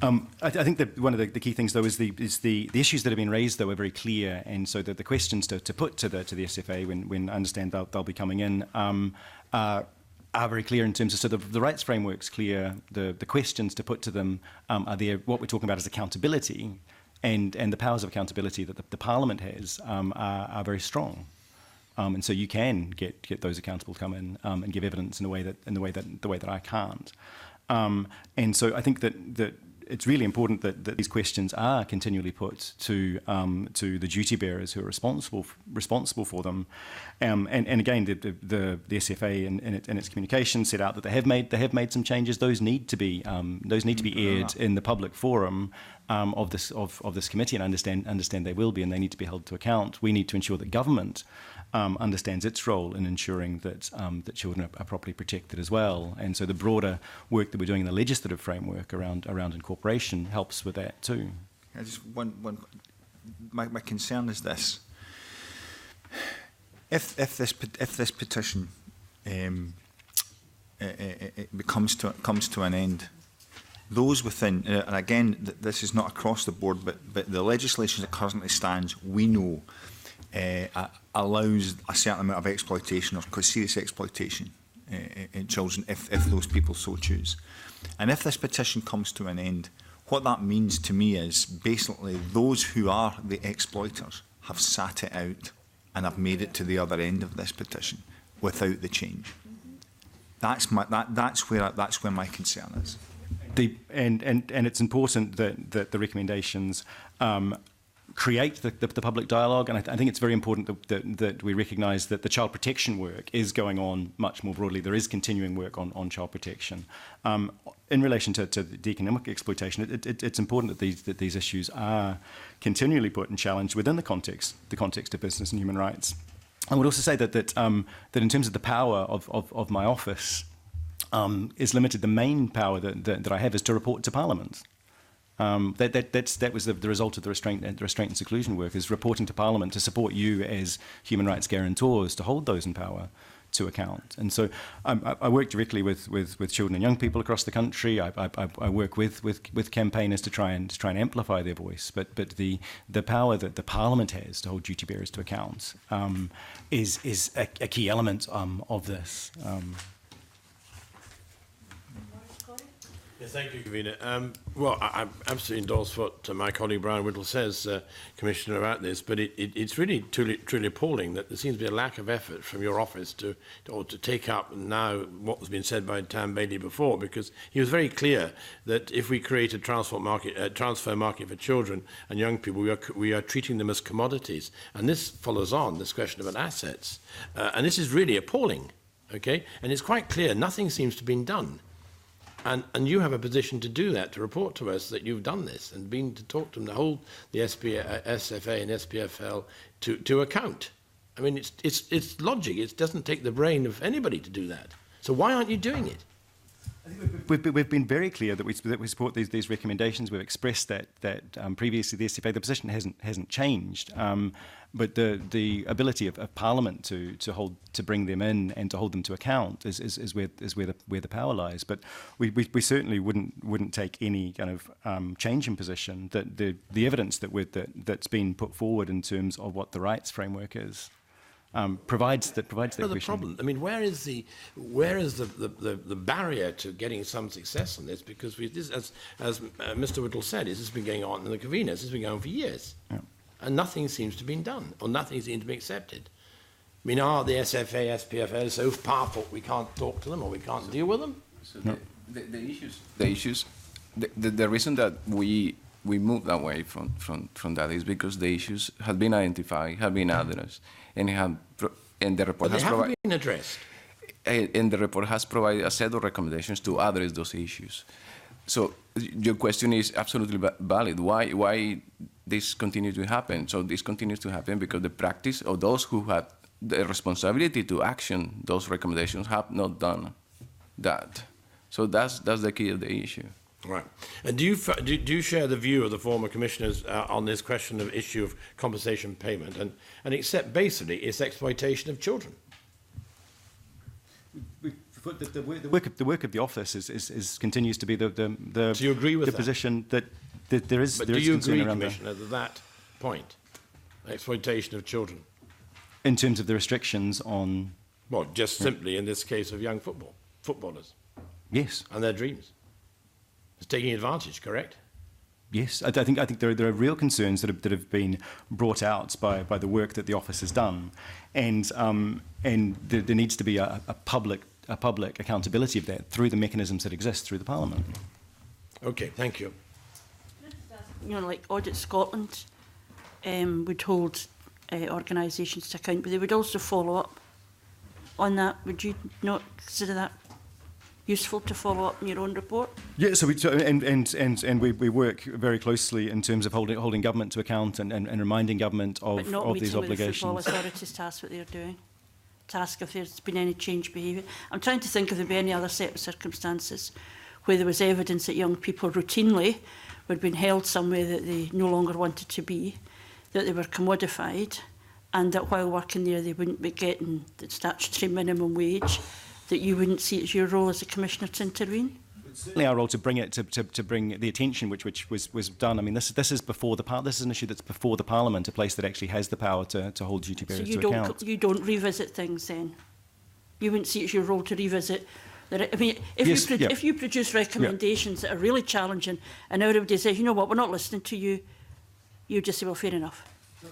We absolutely do, and as the committee will have seen from our annual report, which was laid before Parliament, there are a number of issues that we continue to raise. We seek to focus on where we can best add value, and particularly raising issues that aren't already before the Parliament, or where the Parliament needs additional support. Some of the things around age of criminal responsibility and physical punishment of children, incorporation, and the work on restraint and seclusion, where we're bringing issues further forward. When an issue is already before Parliament, the additional value that we can bring sometimes becomes more difficult to see. And so when we do an assessment of how to focus our resources. And we do that by discussing very broadly with children and young people. We also have an advice line that we analyse the communication on. We work with civil society partners, and we seek to develop a plan to use public resources really effectively, limited public resources effectively, to find where we can best add value. And in relation to this issue, which was already before the Parliament, I think that the feeling was that the Parliament so was the issue of restraint. It Yeah. was before the Parliament. Yeah, and There were very strong views expressed, and the Commissioner still regarded, and I think has done an important piece of work around the gap between policy and the reality in young people's lives. But you've not yet provided an explanation of why this very clear, right in front of us, example of exploitation and the danger of a culture of exploitation to further abuse. You know that's there, but somehow in this case you don't see it's your role to continue. You say, well, the recommendations are there, so that's fine. You didn't take that view on restraint, and I would argue strongly that on any area of policy where you felt there was a gap between what was you had recommended or anyone had recommended and what was actually happening in reality is a role for the Commission.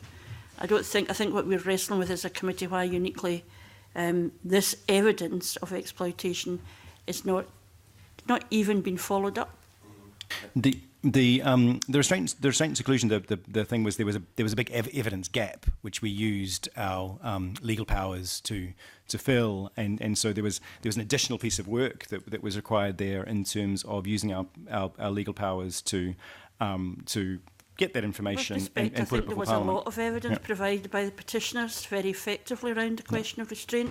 I think what the Commissioner's role was to step that up a level in terms of its significance and the work that had already been done. And I think your previous, the colleague who was giving evidence commented on the fact that it had been the petitioners who'd gathered a lot of evidence, but the authority of your office raised that. We have got the evidence. Your previous Commissioner raised that, the level of interest in it because of the authority of the office. I still don't understand why on this issue the Commission does not feel it has a role in keeping that, not allowing folk to say, well, you know what, that's what happens in football. That's what happens in football, that somebody can get paid £1 a week, that somebody will sign off a contract saying they're getting paid £1 a week. With the investigation, though, there was additional information that was needed in terms of we needed to use our legal powers to compel local authorities to provide that information around the guidance and around incidents reporting. So while the petitioner had done incredible work in gathering evidence, our legal powers provided something different and distinct, which takes us to the same place. So we're very clear that we're not putting these in competition with each other. Yeah. Far from it. Okay. Far from it. We're asking a question about something that this petition has exposed about football over many years, and in recent times, adults now saying that the context in which their abuse was placed was in context of football and the power relationship inside the football. And we have in football, you may correct me if I'm wrong, I don't know any other organisation that signs off contracts for a minimum wage of £1 or has the right to hold a young person under 16 against their will. Are there other organisations that do that? In terms of the complexity of these arrangements, and so the nothing that I can think of, because the way in which these arrangements work, which is incredibly concerning, is around stopping from playing in other places, and so I'm not aware of any other. My point is, it is unique. There is a unique set of circumstances here in front of us, in plain sight. And what we are saying is, we believe that the person whose job fundamentally is to speak up for young people has a role in expressing grave concern about that and following up with authorities who we are concerned do seem to be kind of sitting this out and don't feel they need to be engaged. But forgive me again, I'm taking too much time. I'm going to ask David Torrance to come in and then Gail. Thank you, Convener, and good morning again. The SFA and the SPFL have been doing some work around the issues raised in the petition.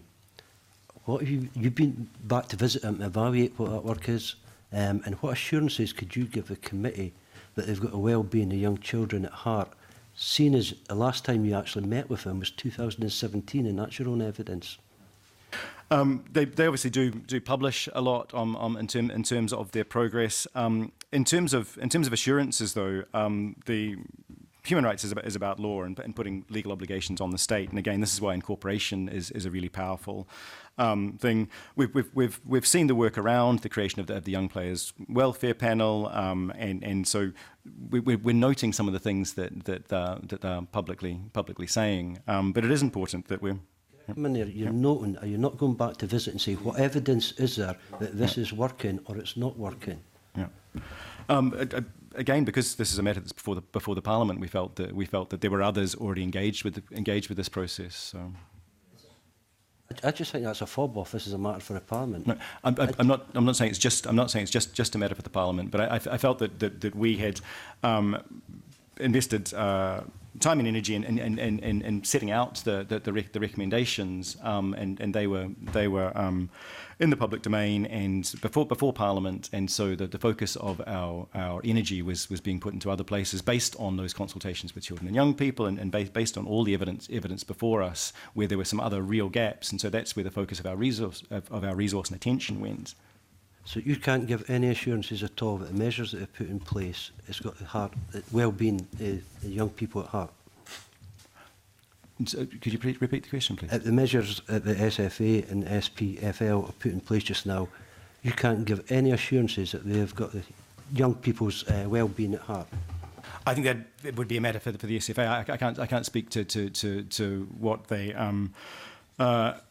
put at heart, but certainly there is a need for further regulation and to ensure that a rights-based approach is taken. And I think that this is something we need to do across Scotland, but particularly within this issue. Gail Ross. Thank you, Convener. Would you say that this is a breach of children's human rights? Yes. Do you see any role then for either the Equalities and Human Rights Commission or the Scottish Human Rights Commission in this? Yes, I think all human rights bodies need to be very clear in terms of working with Parliament, working with others to make sure a rights-based approach is taken across the board. I can't speak to their planning processes, but I think that the key thing is taking a rights-based approach to all of the issues that come before Parliament, and making sure that we're very clear in providing that evidence in terms of what needs to change, and then holding those in power to account against it. When looking at the specific powers that various of the rights enforcement bodies have, there is some differences, but the challenge is always figuring out how best to ensure that duty bearers meet those obligations, and that can often be best done by holding them to account in public fora, but also working with government to understand its obligation. But I don't necessarily see a clear kind of legal challenge kind of set out. There isn't a particular piece of work that I can see that one of these bodies could do that would. You know. So I think. From looking at the petition and looking at all the surrounding evidence, I mean, this has been with us now for years. Whose fault is it that it's still here? Where do we go from here? Because we are a committee that has to get all these different organisations to hold people to account, and it would seem to me that they definitely need to be held to account. And if we're not doing that, and you're not doing that, and the Human Rights Commission is not doing that, who should be doing it? I mean, ultimately, it's the Scottish Government has a responsibility to ensure that children are protected and that their rights are met. And so the government has a very clear role here in ensuring the obligations are met. Our role is to make sure that that's canvassed kind of properly and that they're held to account. And so I think that the key thing is making sure that the duty bearers, those that have power, change things. In terms of how that's done, the frustration that I think members are expressing in terms of this sitting in Petitions Committee, I think can be shared with other petitions that have been before you as well. There are other committees in the Parliament that have a remit that would cut across this, that again have powers to compel evidence and hold to account.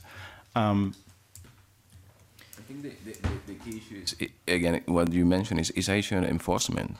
So if the law is breached, it's for the government or for those relevant public bodies, police, HMRC, or relevant bodies to enforce that law. We don't have enforcement powers, no, the Scottish Human Rights Commission or other human rights bodies. So it's an issue of enforcement. If they are breaching the law, they are not paying a minimum wage, so that law needs to be enforced. But there is very little human rights expertise that we could add to that. So there's very little value. We highlighted the issue. The issue, of course, is a human rights issue. There is a breach, but that's up to where we can we can go. Okay. Thanks. I wonder, can you think of another set of circumstances where you would have nothing to say if a body routinely was exploiting young people, routinely breaking the law in relation to the minimum wage, and routinely treating them as commodities? Are you seriously saying that if this was established as routine behaviour in some other, if it emerged that it's happening somewhere else, that you would have nothing to say about it? We have got something to say. We've said it. We've said it. We've said things. But you have not sought to use your influence to change things. We've set out, so the Office invested in setting out the rights framework and has brought clear attention to these issues. And I think the reason is because of what you're saying. We have used that influence. The influence has not worked. So and then it's an issue and enforcement. Example of another time when the Commissioner has said, we have said things and it's not worked. Let's step back and just accept that it's not worked. No. That's we're not happy ever been the role of the Commissioner in the past. It's not the role of the Commissioner this morning, but it is the role, or not the role of the Commissioner in particular to this issue.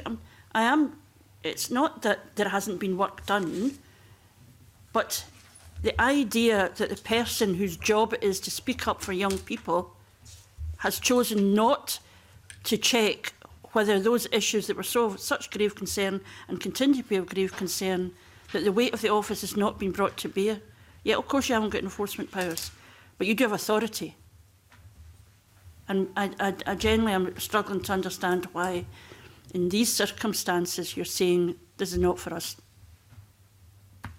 It's not that it's not for us. We're here engaging with the committee. This is in the public domain where those in power can hold duty bearers to account. Yeah, well, it doesn't appear to be working, does it? Gail, sorry. Yeah, I just want to ask a question. The former Commissioner said that he had no confidence whatsoever that self-regulation will bring the changes that are required, and I must say I agree with him, because self-regulation hasn't worked up until now. So how do you think that Scottish youth football should be regulated in Scotland?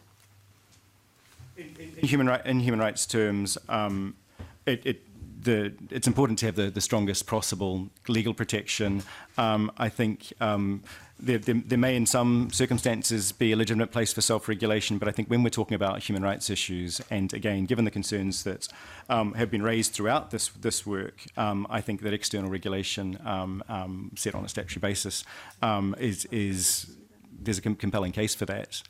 And I think that highlighting the contrast between self-regulation across other industries, we see that it generally doesn't work, and particularly when there's a profit motive, where you end up kind of balancing the investors or kind of profit motive against the rights of children. So in human rights terms, we would always argue for comprehensive, just effective and predictable frameworks, setting the law in place, and then policy and practice need to follow on from that. Thank you. Will you be writing to the Scottish Government to say that? I think we've always been very public about that. Will you write now to the Scottish Government to say that it's your view that Scottish football needs to be regulated? We can certainly reflect that. I don't think there was ever been any doubts that we have a strong view that statutory regulation works much better for human rights. You've not even told SFA and SPFL that at your one meeting, where you didn't check out whether there was done anything around what they'd done before. Well, anyway, it would be a matter for Parliament to legislate, obviously, on. Okay, but so would you be writing to the Scottish Government, or seeking a meeting even with the Scottish Government with the express view or an opportunity to say that you believe that self-regulation is creating exploitation in football, and that it's your view as the Children's Commissioner that they should be legislating to regulate Scottish football? I'm happy to reflect that, as I have to the committee today, so I'm happy to undertake to put that in writing to ministers. And would you seek a meeting in that regard?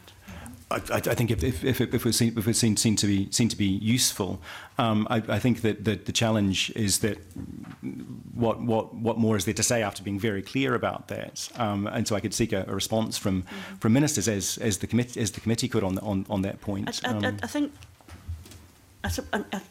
my view is that the previous commissioner did express very strong views. And the sense that people have been given that the Commission now is stepping back from it is perhaps reducing that pressure. And I think it's actually very important, therefore, if that commitment you've made, that you would seek to have a conversation with government about why this issue of regulation matters so much would be immensely helpful. I take that point, Convener, and I'm happy to commit to do that. I think the key thing that we always do in the office and as Commissioner is to seek to use our resources effectively to ensure children's rights. And again, I would refer you to the annual report, to the different ways in which we do that. But certainly in relation to government, I can commit to putting this point, but also the broader points in a letter to government and seeking a response from them. I appreciate that the committee would also be looking to probably do that as well in terms of relation to ensuring that this is all on the public record and accountabilities given. It would also be useful for us to have sight of that letter and really to underline again to you that the fact that the football authorities continue to make the case for the current situation, does suggest that we need some kind of pressure being brought to bear. Okay. Okay, in that case, I'm conscious that you've been with us for a very long time this morning, and I want to thank you very much and your colleagues for your attendance and for your very close consideration of the questions we've had, both in the earlier petition and in this one, and I look forward to further dialogue or correspondence from you in how you're going to take this forward. I think in terms of what we've heard today,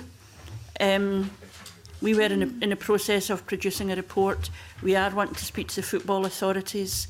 I think it's helpful to know that the Commissioner will write to the Scottish Government and outline their views. Is there anything else we can do at this point? Brian?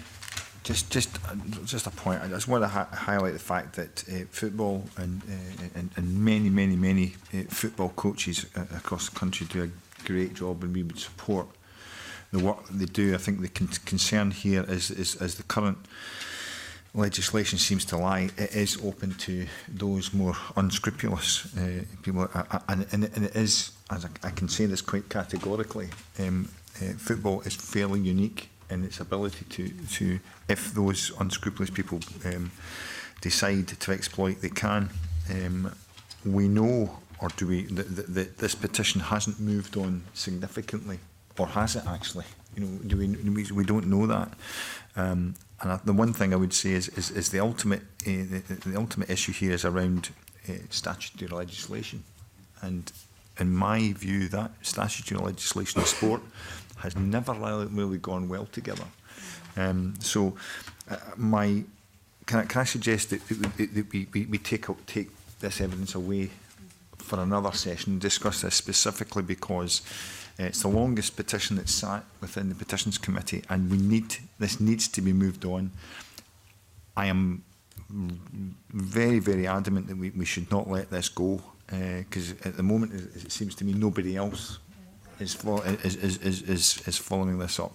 But I think we need to find a way of getting to the powers that be, whether that be the SF, the SPFL and the government, to ensure that this very considerable loophole is closed within children's rights. Okay, I mean, our great fear is that not acting emboldens those who think that they can continue to behave in the way that they do. I mean, everybody would probably prefer self-regulation, but it's not self-regulation if nobody's ever checking what that actually means or if there's ever been any change in their behaviour. But I think, you know, I hear what Brian has said. I think there's a lot for us to reflect on.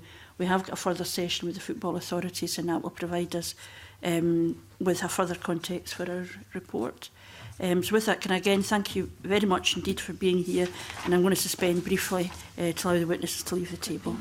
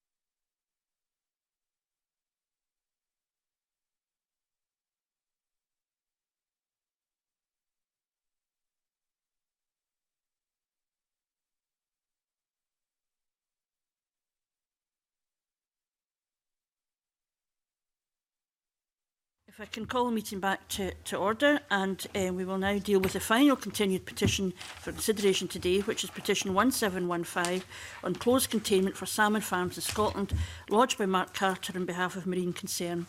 The petition calls for the Scottish Government to ensure that the salmon and farming industry solely utilises a closed containment method with full water filtering in Scottish waters. Since the petition was last considered in February 2019, the committee has received submissions from Fisheries Management Scotland, Salmon and Trout Conservation Scotland, Scottish Salmon Producers Organisation and the Scottish Government. These submissions are summarised in the Clerk's note, which explains that there is currently no evidence of commercial viability of wholly closed containment production methods. And I wonder if members have any comments or suggestions for action. Gail. Yeah, Convener, thank you. Just as a background, I was on the Rural Economy and Connectivity Committee when we took through the previous petition, and that led us to a very thorough inquiry and quite a big report.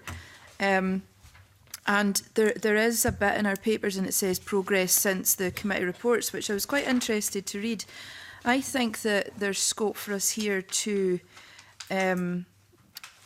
write to the Cabinet Secretary to ask him about all these points, because there's quite a lot of ones that say, well, this was promised, or this was actioned, or this hasn't been followed up, and I would quite like to do that and just to see where we are now in terms of the recommendations in the report, because there were a lot of recommendations.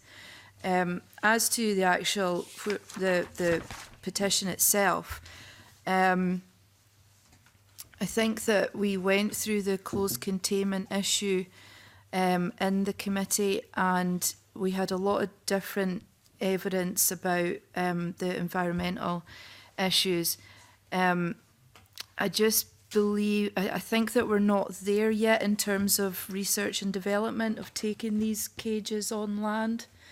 And there might well be a scope to find out where the research and development is in terms of that. So I suppose in terms of the question of the added value of the Petitions Committee, I'm assuming that the Rural Economy and Connectivity Committee, which produced the report, would be asking for follow-up from the Scottish Government. I would hope so. And that they will also continue to be looking at this, the effectiveness. Yeah. I wonder if the best option is then to refer the petition to the Rural Economy Committee, reflecting that we know they've already done a lot of work, but that we're interested in the follow-up through the recommendations, and maybe right. You know, saying we think there is also a view for further research if it's necessary, and obviously this would prevent us having a kind of duplication of effort by the parliamentary committees. Can I just ask on, because I'm unfamiliar with the referral process, whether or not when the Rural Committee follows this up, do we then get a report back from the Rural Committee as to where it is, or does it just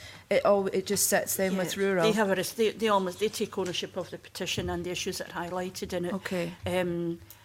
You know, there's a conversation at some point to be had about how effective that bit is, but I actually think it's essential that the Public Petitions Committee, where it is relevant, does refer on, and that referral is seen as pretty authoritative to the other committees, that they have an obligation to reflect in the petition as well. Yeah. But I think I'm reassured by the fact that Gail has said so much work has already been done in this area around this issue and has been taken seriously, that it won't be something that would disappear off their agenda. Yeah, I would say so definitely. Are we agreeing then that we refer the petition to the Rural Economy and Connectivity Committee under Rule 15.6.2 of Standing Orders, and we'd want to thank the petitioner for bringing the issues to our attention? Yeah. Is that agreed?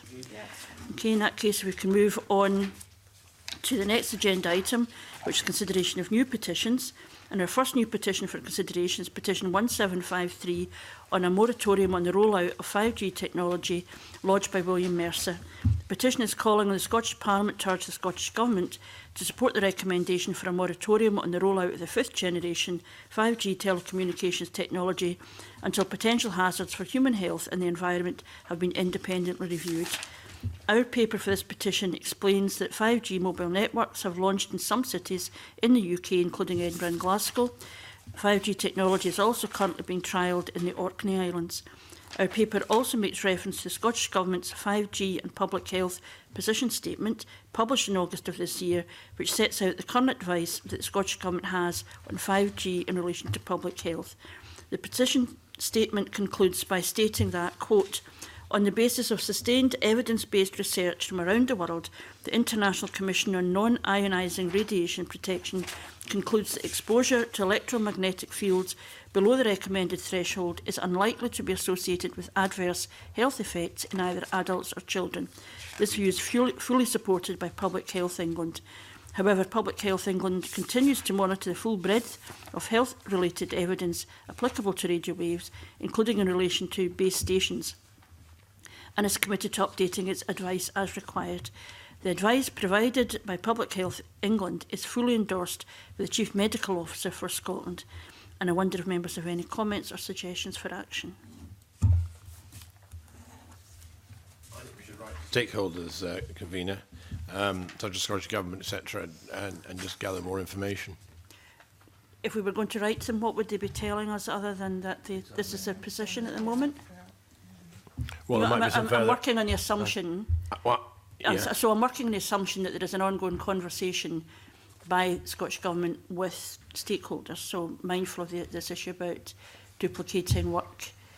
And their conclusion is that, as has been quoted, I suppose the question I'm asking, we know what their position is, the identified stakeholders. We know that. But it's ongoing. I'm just saying we might get an update. I think we should just get an update where they are on it. Brian? My only comment when looking through the evidence was around a response from the Minister, Paul Wheelhouse, saying that legislative and regulatory powers regarding telecommunications are reserved to the UK Government. My only comment on that, this isn't a telecommunications issue, it's a public health issue. So I think just highlighting responsibility, I think, does lie, or a certain amount of responsibility does lie within this Parliament. So I don't know whether that changes what we would potentially do, but I just wanted to highlight that fact that it is a public health issue. Having said that, though, I think there has been a significant amount of evidence around the dangers of exposure to sort of electromagnetic fields. The petition wouldn't have been admissible if it wasn't because there was a focus on public health issues. So even if we were closing the petition, it would be perfectly fair to write to Scottish Government to say, we received this petition, we recognise ongoing concerns in your statement, and that it's not simply, it's not the issues that have been highlighted are within the remit of the Scottish Government. I wondered whether we can recognise and understand that when there's any new technology, and the petition has highlighted this, what the petition would be seeking would be reassurance that it is being monitored, and the evidence we have is that it is, and that the statement they have made has come from evidence.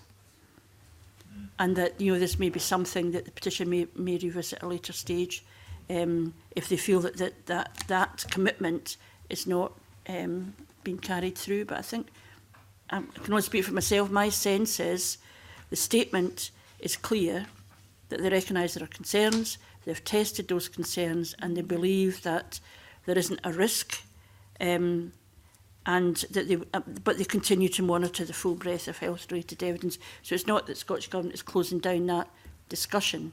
It is that they feel that that's their statement, and I guess the test for us is, are we satisfied with that statement? And it's a statement that's not been lying in the stocks for long. It was made in August 2019. I hear what you're saying. I understand that, but it's something I'm certainly getting in the community back to me about this 5G business, and I'm not comfortable just sort of passing it over now or closing it on the basis you're saying. I think we should wait because technology moves extremely fast.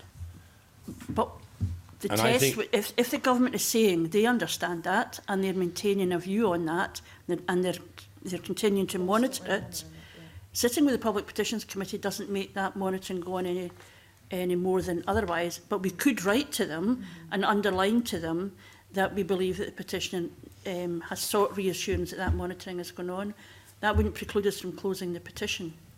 I just think at the moment, given that that report only came out in August, and all the work that was done to produce that report, you know, it's something that is very current, and so what we will get back from them will be exactly what they've just said.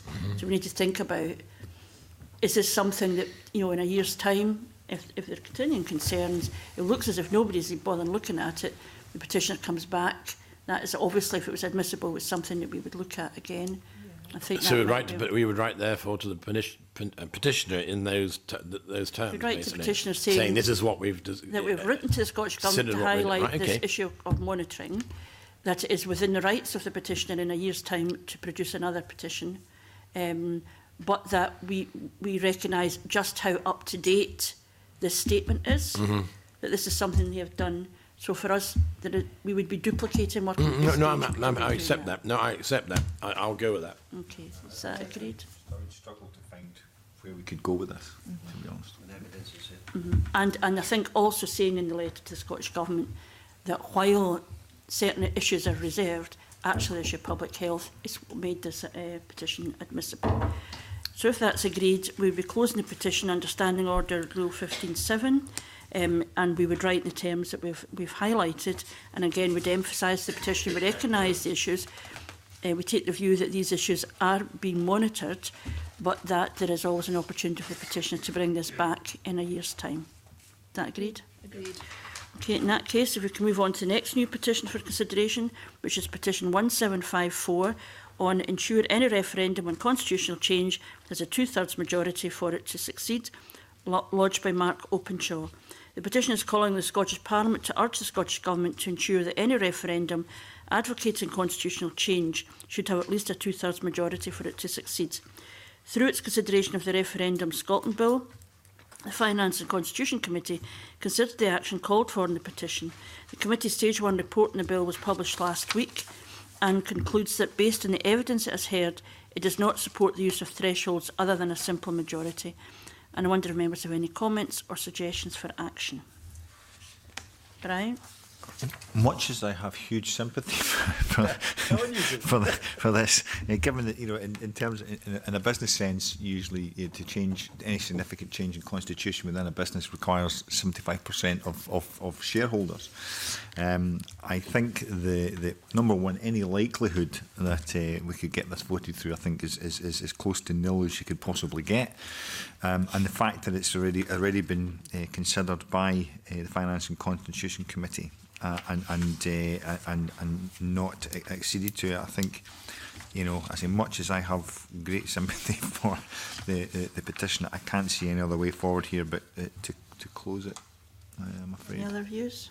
I go along with what Brian says. I mean, yes, reluctantly, I think it's, you know, we have to agree with what Brian's saying, and we'd do it that way. I think I have heart because of the Finance and Constitution Committee have obviously considered it and come up with their views. So I feel that sort of reflects a cross-party situation, and I'm prepared to go along with that. Yeah, I would agree. In the circumstances. I mean, I think there is as Brian has said, there is an issue about supermajorities, that feeling that, you know, referendums more generally kind of divide people, and if it's 50% plus one, how do you get people to build in consent? I think it's quite an interesting issue and debate round. It might have been something the Citizens' Assembly might have looked at, that kind of question, to the extent that you can use referenda at all to resolve really complicated issues. But given that the Parliament has so recently looked at this and come to a view, I don't think it's something at this point the Public Petitions Committee could pursue, but that is not to say that we are aware that there is a dialogue and a conversation across Scotland and far beyond it about how you manage big decisions through referenda. And they, this is slightly going off at a tangent, but in what set of circumstances you would contemplate referenda on other issues? We're not as society, we're not as a country been one where we've routinely had referendums, whereas in other parts of the world they have. So, but I think there is a consensus that clearly there's an issue here, but the Finance and Constitution Committee has looked at it very recently, and the action called in the petition has not been agreed. And so at this stage we would be agreeing to close the petition. But of course it's always the the right of the petitioner to bring this petition or some other issue around this question within after a year, if they did so. And I think we'd want to thank the petitioner and hope that they would acknowledge that actually this is something that's been tested in the parliamentary process elsewhere. Agreed. If that's agreed. In that case, we can move on.